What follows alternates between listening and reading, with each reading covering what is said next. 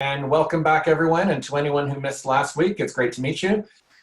Yes, I'm Ross McPherson, and I'm going to be spending the next 45 minutes or so basically taking what we did last week, and now let's move it online. What we want to try to do, last week we spent a lot of time, and I walked through a whole bunch of examples on how to really showcase your value, how to put a really strong and compelling and focused resume together. Kicked it up several notches. Again, I'm not interested in Resume 101, and today I'm not interested in LinkedIn Profile Building 101. Really want to kick this up several notches and show you some of the advanced strategies, some of the ways in which you can really stand out. So building upon what we did last week, I know there was pre-work for last week, and many of you completed that. That gives an idea of who you are, what your story is, what your value proposition is, who your target audience is. All of that comes into play as well today. Any work that you did on your resume, and I hope you did, any work you've done on your resume in the last week, you'll be able to leverage that to put in your LinkedIn profile. However, it's not a copy and paste, okay? It's something entirely different. So without further ado, let's sort of jump in. I want to run through, before I even talk about how to build a LinkedIn profile, I want to sort of break down the reality of what LinkedIn and why LinkedIn, for example. So let me just quickly show you this. I think this is a compelling number. I know a lot of people that sort of put sort of an half effort into their LinkedIn profile. Well, if you're looking to attract recruiters and HR people and people in the talent acquisition end of the world, because you're looking for something, 94% of them are on it every single day looking for people just like you. So you've really got to, one, you need a presence there. If that's where they're fishing, you need to be there.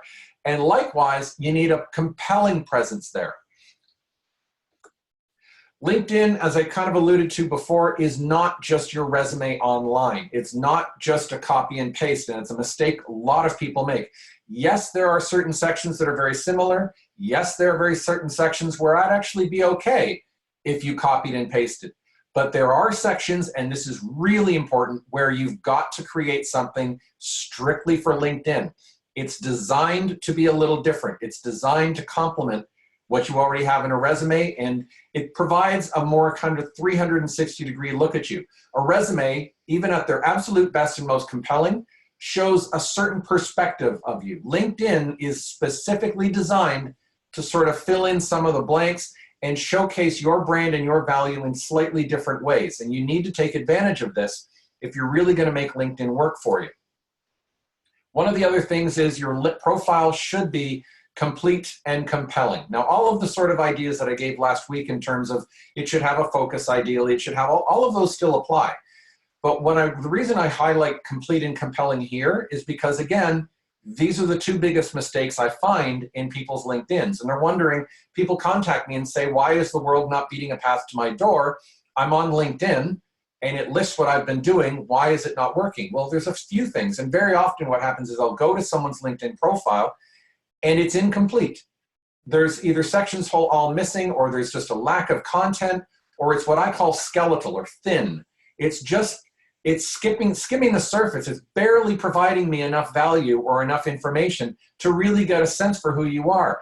It's 100% accurate, but it's only 10% of what you could tell me. So it should be complete. And by complete, it means complete all of the sections that are relevant. Not every section, but all the sections that are certainly relevant to what's the best way to define and illustrate that amazing value and what makes you you. And it should, just like the resume, it should be compelling. It should be an interesting read. It should be an interesting profile to land upon. Again, so many of them really just don't look that. At its best, this is what your LinkedIn profile is designed to do for you. It's going to market you. And again, you're going to see a lot of similarity to the resume because they work kind of hand in hand. It's going to market you. It's going to showcase your value, which is the whole topic we're covering. It's going to build your brand. This is part of your online digital brand, what you're known for. And it's ideally going to resonate with a target audience. Remember I said this last week with a resume. You're not writing a resume in a vacuum. You're writing it to a specific type of audience. What is it they want? What's most interesting to them? What's the most compelling content you can present to that target type of company or for that type of role? Same thing with your LinkedIn. If you're let's say, for example, you could build a LinkedIn profile, whether you're looking for a new opportunity or not. If, say, for example, you're just looking to represent your company and your role and your company in the most compelling way on LinkedIn, well, that's a specific goal, specific type of target, specific type of objective, and you have a specific audience you're trying to attract. Maybe it's new customers, maybe it's other people within your industry, maybe it's movers and shakers within your particular space. Or if you're on the job search side and you're looking for a particular type of role at a particular type of company, that's a different strategy. You're writing to a different audience. So you've got to take that into consideration. You really do want to try to say what you need to say the right and to attract your audience. That's what LinkedIn is designed to do. This is what LinkedIn is actually there for. There's one major problem though. There are over 500 profiles on LinkedIn, 500 million profiles on LinkedIn, and most of them are awful. Honestly, awful. So again, just like I'd said with the resume, you want yours to be in that rarefied kind of space at the very top of the top, the best of the best, the ones where people land on it. And again, whether you're looking to find a new opportunity, whether you're looking for opportunities to come knocking your way, whether you're looking to just connect with people in your space, whether you're looking to if again, representing your company and try to get new leads or new business, whatever your goal is, you want to have that profile that people land on it and go, yes, and they understand it and it speaks to them and says something. So that's what I want to run through, is how to do that. And there are sections that carry different weight depending on what kind of role you're doing or who's using it and what they're looking for. For simplicity's sake, for the purposes of this session, I'm just going to start at the top and go down from there. And I'm going to put most of the weight in the sections that are different. So that's kind of just how I built this, just to keep it simple. So generally speaking, here's what you need. And again, this is going to repeat the same idea from the resume. And for those of you that missed the resume session, this is a lot of what I spoke of last week.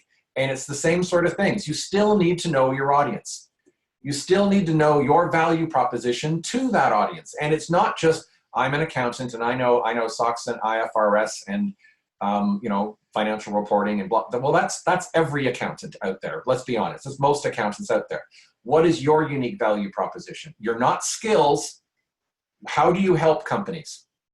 How do you make them bigger, better, faster, stronger, leaner, more profitable, whatever it is? Do you make them more efficient? Do you make them grow? Are you the growth specialist, the operations specialist? Do you help them leverage technology best? Do you help them make money, save money? Talk value proposition. And that's what you really you've got to know what that value proposition is. What qualities or experience or skills or knowledge or abilities do you have that would be of most interest to your target audience? Again, you're thinking strategically here. You're not just plunking stuff down and hoping the world likes it.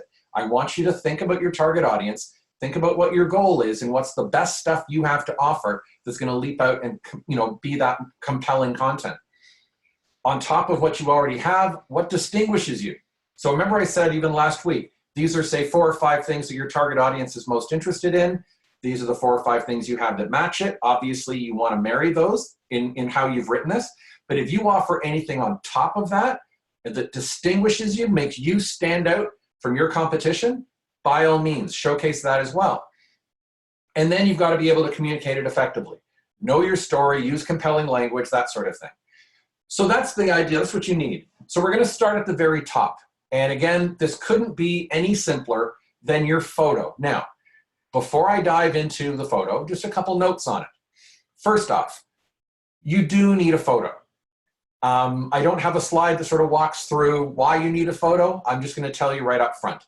I know, because I speak on this literally around the world and all over North America to audiences. I speak to thousands every year, and I ask this question, is there anyone in the room that does not have a photo on LinkedIn? And invariably, someone in the room doesn't. And invariably, the reason is either it's one of 2 things. Either I don't like any of my photos, or I haven't gotten around to it, or a very popular one is I don't like having my photo up on social media. I don't like having it up on a public platform. I understand that. It's your name, it's your photo, it's your profile. You can do with it. If you choose not to put a photo, that's your call. However, they've done the studies. Your photo is the first thing people look for. I know if you've looked around LinkedIn and you go to a profile for someone that you're interested in and there's no photo, come on, admit it. You get there's a part of you that kind of goes, oh, I wanted to see what they, I wanted to see a photo. So we all look for the photo first. Recruiters too. So your target audience is looking for a photo. Second, they've done the studies and they've actually found that you are 7 times less likely to be connected to or contacted if you don't have a photo. 7 times. That's really compelling. That is a very scary number. So you really do want a photo up there. That's one reason, one very, very, as I said, compelling reason to get a photo up there. But here's the thing, and I know those of you that are on LinkedIn, you know this. Please put a good photo up there. In fact, not a good photo, a great photo. You know as well as I do that you've gone to some profiles and there are some really awful photos up there. I mean, scary, nasty, serial killer quality photos up on LinkedIn. You don't want to be one of those, or they're utterly inappropriate. So here's just a quick run through right off the top. If this were a live audience, I would throw this out and we'd sort of, just come up with ideas in the room and brainstorm in the room. So let me just sort of break it down in terms of what you're looking for in a great LinkedIn photo. Number one, it's really just sort of the headshot. Maybe kind of upper torso-ish, you can get away with it. It's only about 1 inch high, really. It's a tiny little photo, little round photo. So you don't have that picture of you in front of the Grand Canyon type of perspective. That doesn't work, and I've seen them. It's also not Facebook. So it's not you and your kids. It's not you sitting in your car. It's not a picture of your dog. It's not some funny cartoon. And I've seen all of these. You really want that professional headshot. Ideally, you cannot go wrong. LinkedIn is a professional social media platform, so you want to look professional. So whether it's a suit or a tie or the jacket or not, make it a professional kind of a thing. Well lit, please. Doesn't need to be professionally taken. You don't need to have a professional photographer do it, but you do need to have it well lit. It needs to be in focus. You should be looking at the camera, not wistfully off in the distance. This is not a Sears catalog. This is, your LinkedIn profile. So those are sort of the major ones. The biggest one, I cannot stress this one enough, smile. Again, the number of serial killer, angry looking people out there, it's just not a good idea. It really reflects poorly on you no matter how skilled or qualified you look. If you've got that angry looking photo up there, no one is going to want to, honestly, I mean, I often joke that a lot of the job search process is narrowing down who's qualified and who would I like to work with. Well, if you've got that serial killer quality up there on your profile in your photo, you may not be getting as many opportunities as you think you ought to, you deserve. So those are some of the things. You want to smile, and you want to smile with teeth. They've actually, again, done studies and people respond better here, at least here in North America. And I know we've got some people internationally right now, but within North America, that's a guarantee. We want to see a smile. And I do realize that sometimes how you appear in a photo, there are some cultural influences. I get that. And you want to obviously play to your audience. However, at least if you are within North America, we want to see a smile, and we want to see a genuine smile, okay? So I just want to run through just sort of a quick example, and these are all real clients of mine, okay? These are real people. So this is wrong, and I just want to quickly run through these. This is your sort of Facebook photo up on LinkedIn. Now, lovely woman, actually, believe it or not, very senior. She's in marketing. Not the right photo for LinkedIn, though. I mean, sitting on a fountain, wearing shorts with the hair and pigtails, it's just not a LinkedIn photo. No matter how skilled and talented she is, wrong photo for this platform. There's one of our angry people. Again, great guy. I've met him, or at least spoke to him in a room. He's a great guy. Yeah, but not in this photo. It's not the photo you want. That's almost, it's got that kind of driver's license or passport kind of look to it. Not for LinkedIn. Please, please, please, no cropped photos. I don't care if it's your favorite photo of you and your hair was looking perfect that night and your lipstick was on point and you had a perfect smile. It's just not the LinkedIn photo, and you can see the phantom arm around her neck. And it's just not the right, it's not the right photo. And then every so often, and I hope this is just having some fun, I hope no one out there does this sort of thing, but then every so often you see one that is just not, I don't even understand. This is just a tiny little photo that I had to enlarge to get it that big, of a guy crouching next to a tiger. And I have no idea why he's crouching there. He's not in any tiger-related industries. It doesn't make any sense at all. And I've seen others. I've seen, like, you know, avatars and cartoons and all sorts of weird, or a picture of a dog. I mean, just, this is an utter non sequitur. Don't do that. So here's what you could do, and you can tell the difference. And again, when you put it together in a whole profile, it makes all the difference. This was actually someone at a conference, at a workshop, sorry, that I was delivering years ago. And she went out during the break and had a classmate, she was an executive MBA, had a classmate take that photo in a bright hallway, and she used that, and her original photo, she said, was awful. She just had a classmate, just a friend, use an iPhone or whatever, you know, phone they had, took that picture, and she kept it up there, and she made it up to CFO for the company. You don't need to have a professional photographer, but have a great photo up there. Likewise, this is another one. This is another business school. And what I liked about this one was it's sort of that upper torso. She's got a very professional, polished look to her, what she's wearing. She's got a big smile. And in this case, and I'm personally a fan of these, my photo is kind of like this. Instead of having a blank background, it's in a context. So in her case, it was the business school. That's the atrium within within the business school. So say, for example, you work in a law firm, maybe you have the law firm or a boardroom in the background. Or if you're in manufacturing, have something like the plant in the background. Or if you're in, you know, medicine or finance, you know, have the hospital in the background, or have, you know, the trading floor or something. If there's some context you can put your photo in, it just speaks to your brand and your suitability to that world and your space even better. You could have yours done outside. Mine was done outside. Again, they can look fantastic. And if you know someone who knows how to use the light, there's no better lighting in the world than outside. So you could do that. And again, speaking of context, here's how specific you could get it. Here's one I did for a television executive. And she had her photo done on the set of one of the shows she created in television. And it made sense. Likewise, if there's some other context that you want to have yours done in, you can. So this is sort of a quick run through. We had a little fun with sort of the wrong versions. But really, get a good photo up there, okay? Get a quality, nice, smiling, professional headshot kind of photo up there, and you cannot go wrong. Now, I also want to talk about the background photo a little bit, and here's why. 99% of LinkedIn, and I bet 99% of the people on this webinar right now, still have this LinkedIn default. It's awful. And again, you're trying to stand out. You're trying to distinguish yourself. You're trying to build a really impressive profile. Well, LinkedIn gives you a chance to put something dynamic or relevant or interesting there. So why not? Now, one of the questions I always get is, where do I find these photos? Where do I find a really great photo? I don't have access to photos. It's really, I'll walk you through a really complicated process. You Google LinkedIn background photo. And if you go over to, if you look right here, instead of all, which is the default, you could click on images. So when you type in LinkedIn background photo, click over to images and look, not only does it give you all these great photos that are cropped and the size of LinkedIn, for LinkedIn, but they even categorize them: professional, executive, engineer, consultant, technology, health, service, fashion, computer, and it goes on and on. Or you could even Google LinkedIn background photo finance.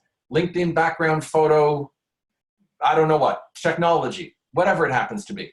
So you could do that, find a photo, obviously be careful of copyright issues, be aware of that, but look at the variety they give you and you can find something dynamic, and it's just a matter of uploading it. So you do that, and all of a sudden now you've got this gorgeous photo with a really dynamic background, and if the background is relevant to your line of work or your industry or your space, even better. If you cannot find a really great image, say for example, you're in policy development and you can't find an image, like that's a tricky one.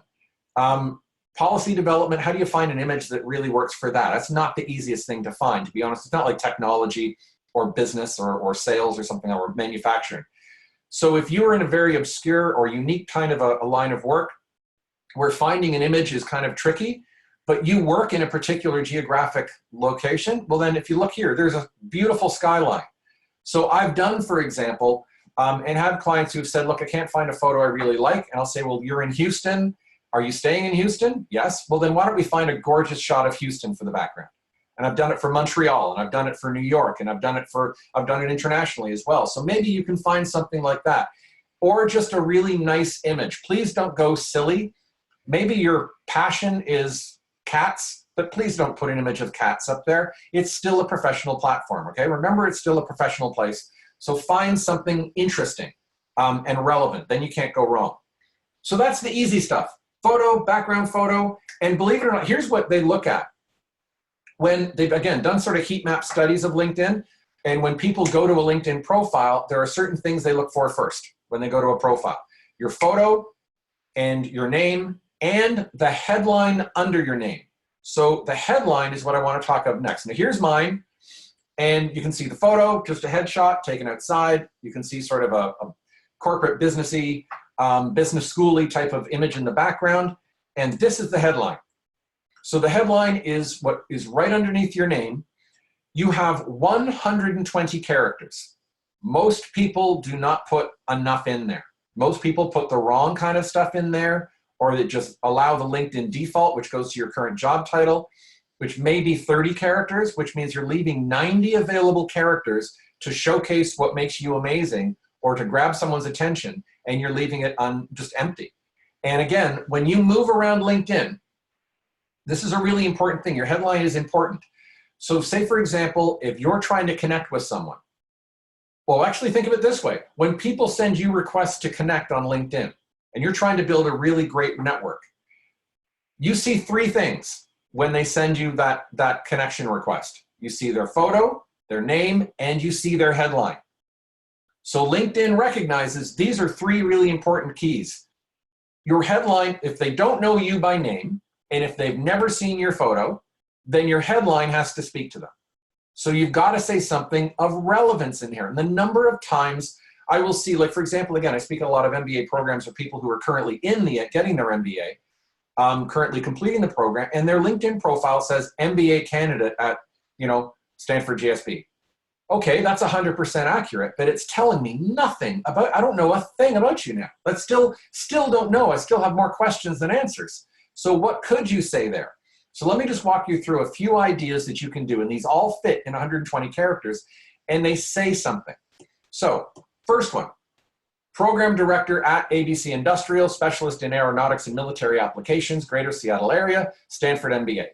So you're not telling a story. You don't have the luxury of that. It's only 120 characters. It's not like long-winded sentences or anything like that. It's literally just fact, fact, fact, fact, fact. What do you need to know about me? What distinguishes me? What makes me unique? What do I specialize in?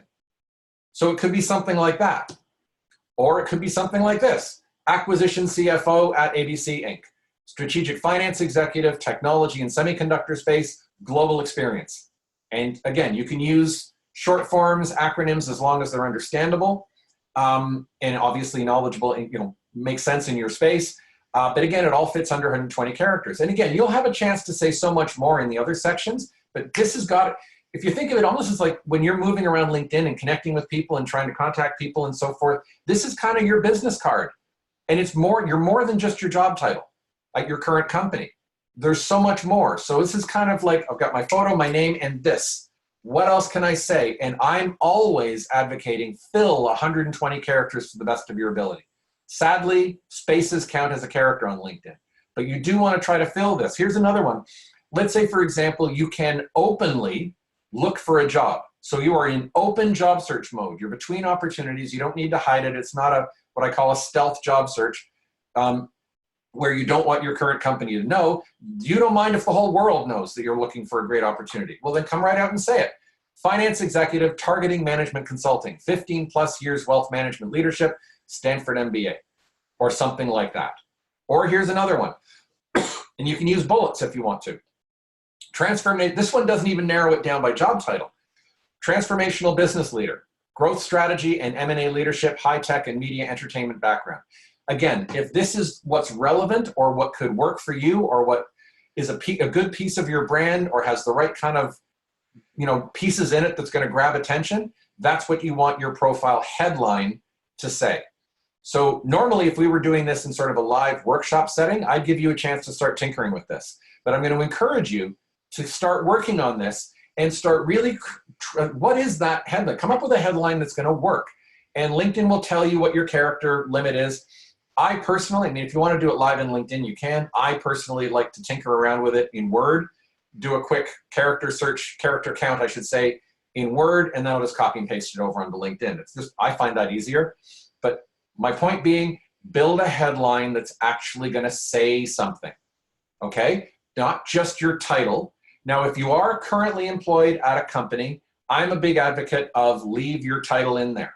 So program director at ABC Industrial. But as I said, you still have like 90 odd characters to tell me more. So leave that there and say a little bit more, where you specialize, what makes you unique or whatever. So that's the headline. Underneath that, and this used to be called the summary, but LinkedIn is always making changes. Hang on one sec. LinkedIn is always updating and changing things, and they don't always do it with a big splashy announcement. So it's now called the About section. And I'll just apologize, just share with you. Why do I feel like I've got to, like I'm leaning in and whispering to you? But anyway, when I speak all over North America, and I am based in Toronto. And if you haven't heard the accent, it's there. When I speak on LinkedIn or on resumes, I may have to say the word about once. And I can sneak it in there and some people don't hear it. Now that LinkedIn has changed this section to actually be called about, I'm going to have to say it 50 times. So forgive me. I'm going to pronounce that you. I can't help it. It's just the way it's just the accent. So the about section, I might as well emphasize it. Used to be called the summary. You have 2,000 characters, okay? 2,000. This is a section underneath that top section. 2,000 characters to tell me your story, say something, really wow me. First rule I would say, do not just copy and paste. Last week I talked about how to build a profile in your resume. You've got to kind of say the same thing, although you have more room to say more if you want here. Please do not just copy and paste it over here. Remember I said your resume and your LinkedIn, you want them to complement each other. You want your LinkedIn to augment what your resume says. Say it in a different way. So you do want to customize this. Ultimately, you're saying the same sort of things, but you got to find a new way to say them.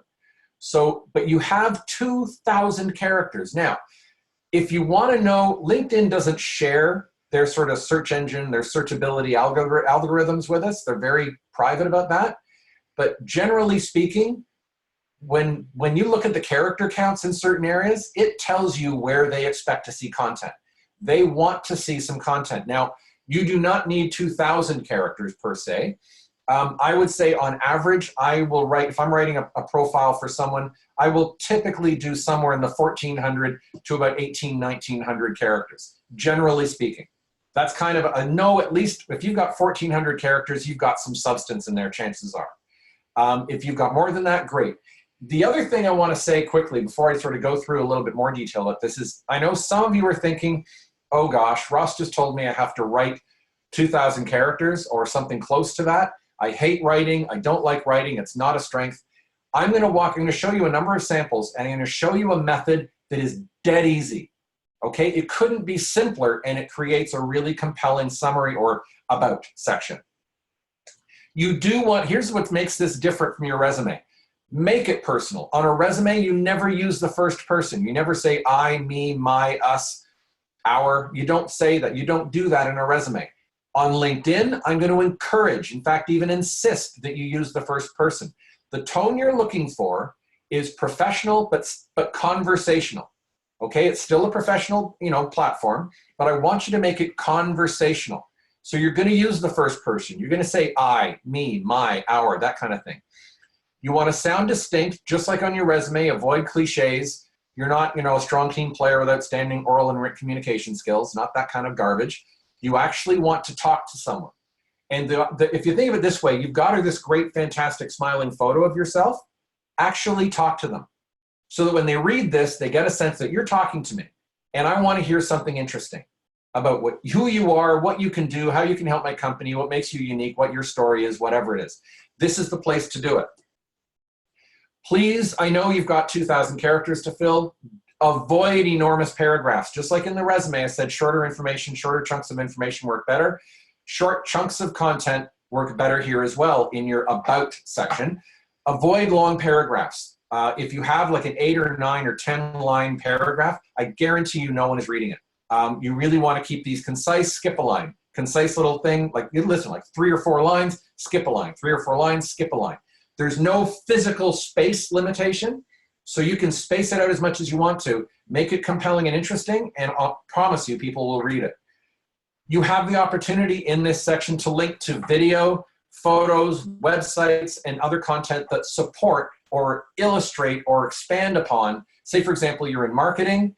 You've talked about the great campaigns you've worked on in marketing. If there's a link you can provide to one, do so. It's a fantastic idea. You were interviewed somewhere. Well, then there's great. Send a link to that. So put something interesting in there as well. If you are, just a couple little quick tips, if you are doing one of those stealth searches, so in other words, you're currently looking for a new opportunity, but you don't want your current job to know. You don't want to raise any flags. And chances are on LinkedIn, you're connected to your boss or your boss's boss or your colleagues or your suppliers or other people you'd rather keep it secret from. There's nothing wrong with looking for a new opportunity in a stealth mode, nothing wrong at all. What I recommend though is don't build your LinkedIn profile to scream, I'm looking for something new. So one of the little tricks you can do, keep your job title where you currently are in your headline and talk a little bit about what you're doing at your current company. So you could start off a little section that says, you know, in my current role as director of finance at such and such, you know, I was brought in to do this. And over the last 3 years, I've done blah, blah, blah, blah, blah. I specialize in this and this, and, you know, or a little bit about the company. So quote unquote, represent your company a little bit in your profile. And then you can tell a little bit more about your background and what makes you tick and what makes you unique.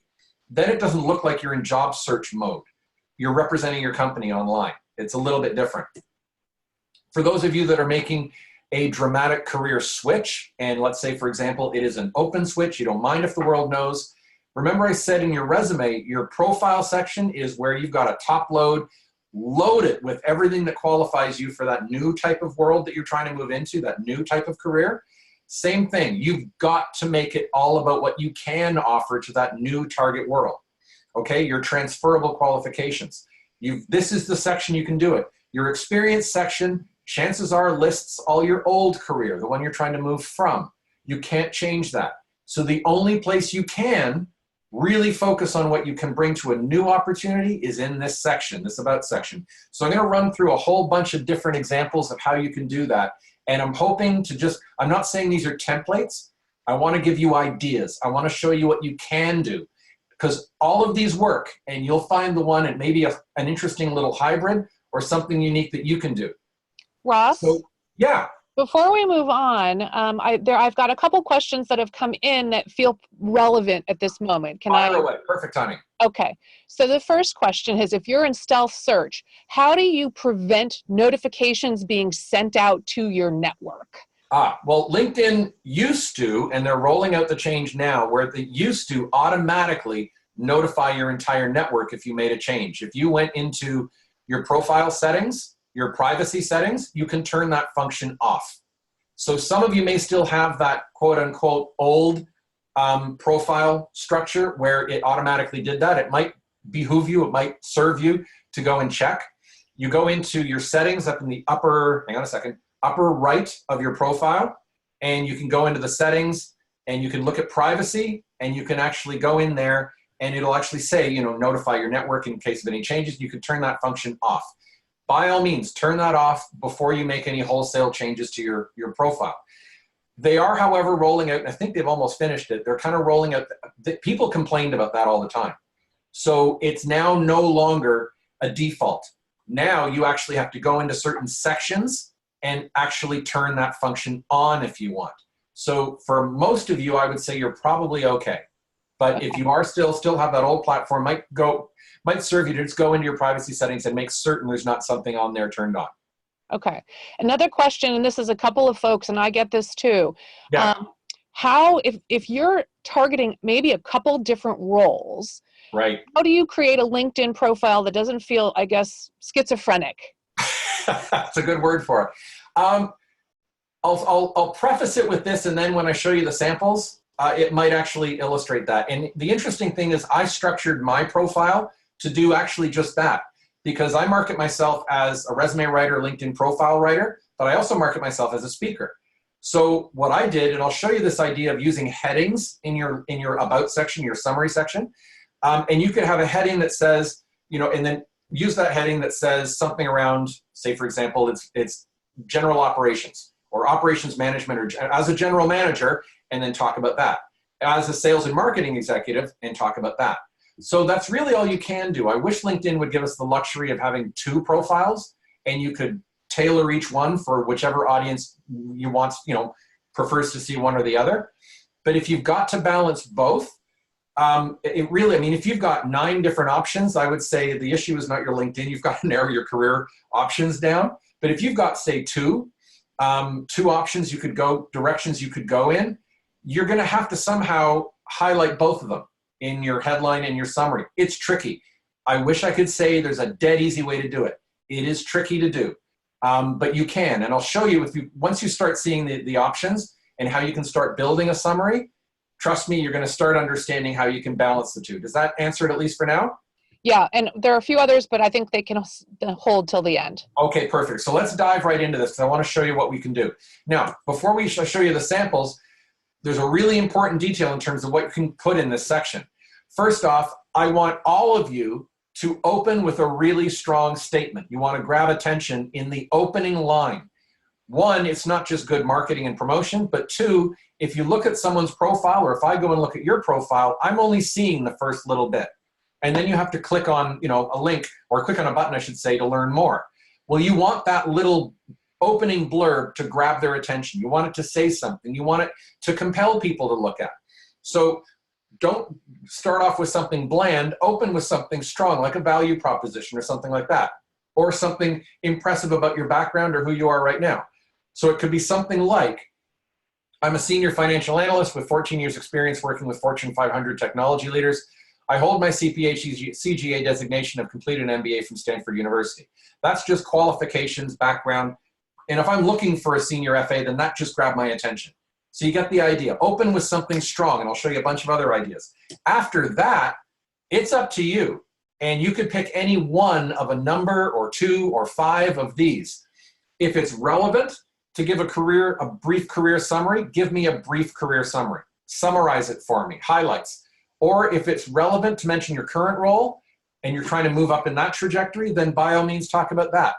I love this phrase, where I work best at, or I fit in with organizations like this, or maybe target the type of role you're targeting, where you thrive. I mentioned this last week with the resume, what you're known for, where you thrive, what's your style, when are you at your best. It could be personal traits or attributes that aren't really listed anywhere else.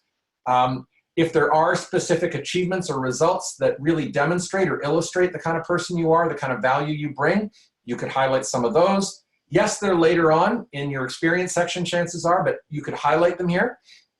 Or maybe you just have a really interesting story to tell about who you are, or how you landed where you are, or what makes you who you are. And I'll show you a sample of that as well. So this is everyone. I'm going to encourage open with that strong statement. After that, make it yours. Make it something really interesting. So again, if you don't like writing, here's one way you could do that. I'm a top-tier strategic finance executive specializing in blah, blah, blah. Skip a line. So there's that opening, grab you. Here's essentially who I am. In my current role as acquisition CFO with ABC Materials, blah, blah, blah, I'm directing financial deliverables and integration of a $5 billion acquisition. Although I'm skilled across the full spectrum of finance leadership, I'm particularly strong in. Now, LinkedIn doesn't give you, like your resume, an opportunity to bold, center, highlight, and that kind of thing. But you can create a heading with nothing but all caps, or a bullet in all caps. So in this case, for this individual, simply, in this case, there were 4 areas that we wanted to highlight.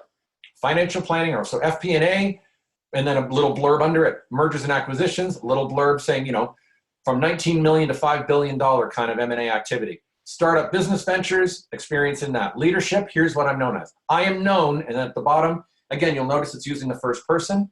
I'm known as a trusted strategic partner who thrives in doing blah, blah, blah. And then contact me, and if you want to give a personal email, you can do that. This is probably about 1,500 characters. Dead easy, organized, and this is the way, as I said, if you're not a natural writer, well, what are the 3 or 4 areas you really want to highlight about yourself that really kind of say, here's essentially what I'm trying to promote about my background or who I am or where I'm strong. Headings, answer it. Boom. 4 headings. Give me, a blurb under each one, an opening little statement, a closing little statement, and you've got 1,400 characters. Effortless. So it doesn't need to be crafted like a novel. It doesn't have to be. It's simply got to give me the information in a conversational and professional way. Here's another way, different types of headings. And this is a different sort of a way of opening. Instead of saying, here's my background, my expertise, here's a value proposition. My expertise is refining and scaling corporate operations to do this, blah, blah, blah, break through the $1 billion barrier. And this was a client, this is sort of a fictionalized version of a real client of mine, and that was the role he was after. He wanted to take a $750 million company and help them break through the $1 billion barrier. That was where his sweet spot was. So we built that around it. And then next, my consulting and background is blah, blah, blah. I've generated transformational improvements from 55 to 99%, controlled budgets, and worked in 9 countries. My approach, remember, this is how conversationally you can make this. My approach to break that barrier requires this, this, and this. My approach is a combination of this. So this is him saying, here's a little bit more about how I approach, how I do this. Where I best fit in. I thrive in high energy environments with executive teams committed to value, high integrity, and a passion for breaking new ground. The perfect fit, and you might know right down to this level of detail. If you don't worry about it. But he knew the perfect fit, a late stage private or recently public company, blah, blah, blah. And in that case, he also wanted to list it, his academic pedigree. Yes, it's in the education section, but why not highlight it here while you've got their attention? And then contact me. Now, this is a much shorter version, and it kind of has the headings, but this one is like 1,100, if that, 1,000 characters maybe. But I did this for a person in real estate, commercial real estate out of New York City. And the great thing about this particular approach is it's really concise and to the point. So do you need to fill up 1,700 characters like the previous 2 examples? No, if you can narrow it down and really hit them between the eyes with something in a shorter space, go for it. But again, open with that value statement or that attention grabber. My expertise is identifying commercial investment opportunities, structuring deals, and managing and growing large commercial real estate portfolios. Skip a line. Cut to the chase. In just the last 10 years, I have, and then I pulled out 6 of his absolute best that wow them. Qualifications. Here's essentially what I bring to the table. Specialties. Get some keyword skill sets in there. And then how to contact. And that's how you contact Janet. And Janet at Gmail, blah, blah, which you can add in the email if you want to. The interesting thing about this particular one, he had his old, very skeletal structure up there, profile, and he didn't get a lot of traction from it. When we redid the headline, the photo, the background, and this, and redid the whole profile, he said, I am getting contacted like every single day. And he not only had, about 4 or 5 leads within the first month, but he had 2 or 3 offers. So we really went out and said, I want to stand out. If there are people within this market who are looking for someone like me, let's hit them between the eyes with what I can offer. And this worked for him. Now this one I want to show is a little different. Here's why. Actually, you know what? I'm going to just leave it blank for a second, give you the background before you start reading ahead. This is someone who was currently getting an MBA, but what's interesting is this is a person making a career switch from systems analyst over into business development and product commercialization, product management. 180 degrees. And remember I said, if you're making a career switch, you really want to focus on what you can do, every relevant qualification. So in this case, you learn everything transferable, everything that's relevant, everything that would qualify this person for this new world. And it isn't until the very end we even mentioned that it was all from systems analysis. So let me show you what it is. For the past 7 years, I have led major projects. So what is the relevant background that might impress? For the last 7 years, I've led major projects, met tight deadlines, made strategic decisions, built relationships with Fortune 500 clients, blah, blah, blah. You're already impressed. Have no clue what he does yet, but I'm impressed. I'm also in the process of completing an MBA at Stanford. My goal, to bring these capabilities to a CPG firm in a product development role. And then a little bit about the background. He had a GM, a product planning internship with GM. That's relevant experience. And a little bit about that. There was an open innovation project he worked on as part of his MBA. That was relevant. Highlighted that. I'm also current vice president of the Marketing Association. My coursework include, remember I said, everything that's relevant to where you're trying to go next, pack it on in there. What I offer: hands-on experience in product planning sessions and developing design reviews and market analysis from his experience at General Motors, innovative and analytical, a unique ability to combine creative thinking with an in-depth understanding of analytics from 7 years as a systems analyst. It's only at the very bottom that they even learn he's got a background in systems or in this case, Susan, sorry, that she has a background in systems analysis. So remember, top load it, give them everything relevant. If you start off and say, I'm a systems analyst hoping to get into product development, you've lost me. But if you show me everything that's unique that you can bring for me, I'm interested. And then at the bottom, you can even add those attributes: passion, an unstoppable personal drive, and an unmatched work ethic. That might be a little strong for some of you, but in this case, it was perfect for her.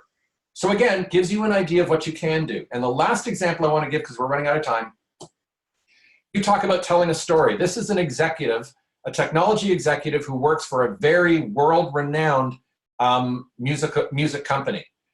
When I was 16, I started a fan website for the band REM. The rest of my career extends from there. That's a really unique opening. And if I'm looking for a technology executive, that stands out.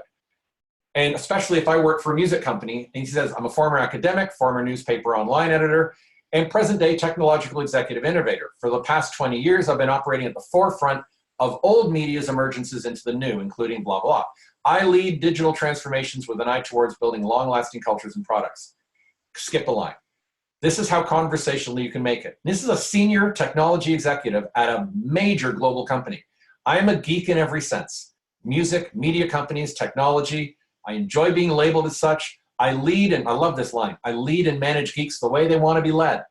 I design products. Sometimes I program. I like music too much. And then specialties. Then he gets into, obviously, the real hardcore business specialties where he specializes.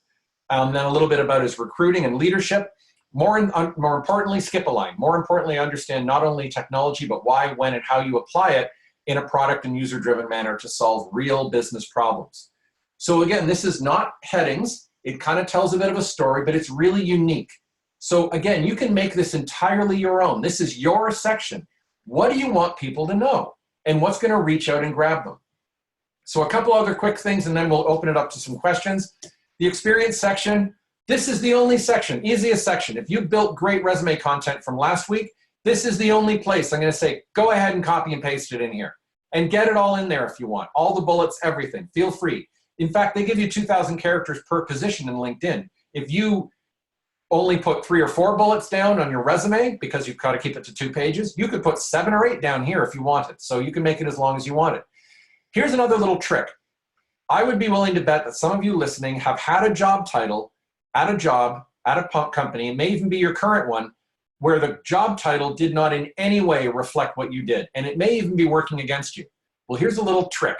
LinkedIn gives you 100 characters to clarify the company and the position. Here's what I did. When I started on my own LinkedIn profile, now remember, I'm a professional resume writer, LinkedIn profile writer, and speaker. And I put as my job title, president, and then my company name. Well, it's accurate, but it's not, no one's searching for the word president if they're looking for a LinkedIn profile writer or a speaker. So I changed my title to executive resume writer, LinkedIn profile writer, and international speaker. And I even go into a little bit of detail about the company.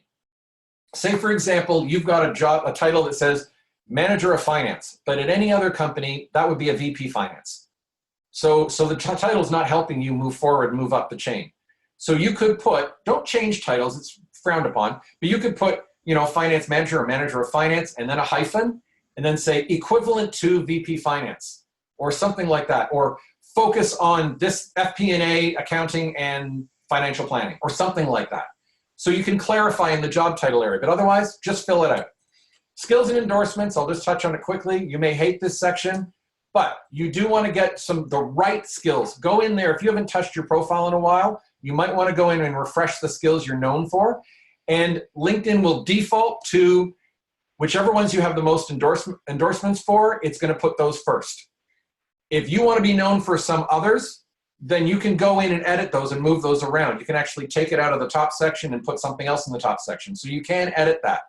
But by all means, get the skills. They give you up to 50. Really get the skills you want to be known for and try to get some endorsements to get those to the top, okay?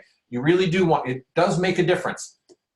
Other sections, volunteering, include board positions, committee leadership. Feel free to add detail. There's under the title accomplishments, there's all sorts of stuff. So you can put publications, certifications, courses, projects, honors, awards. Feel free to fill in anything relevant. There's no point in putting anything irrelevant in there. Also test scores, languages, organizations. By the way, under languages, if your only language is English, you don't need to say it. I'm going to assume. So you don't need to put that down. So if there's anything else, feel free to build that in, but again, make it relevant. Last, I'll just sort of tell you this one in terms of once you've built your great profile, go out there and get noticed, okay? And I'll just spend 30 seconds on this. There on your home page in LinkedIn, there's a status area, kind of like a Facebook status.